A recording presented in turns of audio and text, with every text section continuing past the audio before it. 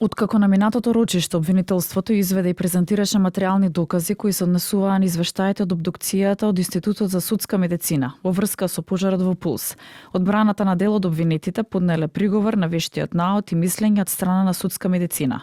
Адвокатот Ванчо Шехтански вели дека по презентирањето на доказите од страна на обвинителството било констатирано присуство на јаглерод моноксид во дишните патишта, а во писменото дополнување кое било доставено на одбраната не се исклучувало водороден цијанид.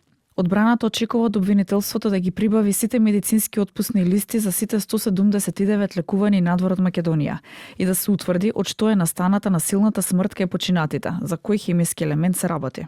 Тоа не беше дадено во видео приказот. Од наша страна во четвртокот беше поднесен приговор на вештиот наод и мислење од страна на судска медицина затоа што има основано сомнение за присуство и на водороден цијанид.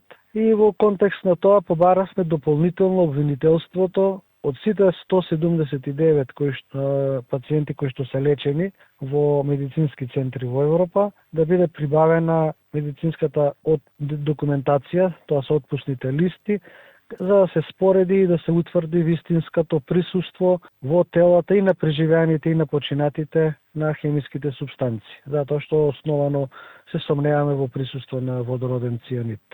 Обвинителството посочи дека обдукцијата укажува дека кај најголем дел од сега починатите настапила насилна смрт како резултат од труење со јаглерод моноксид.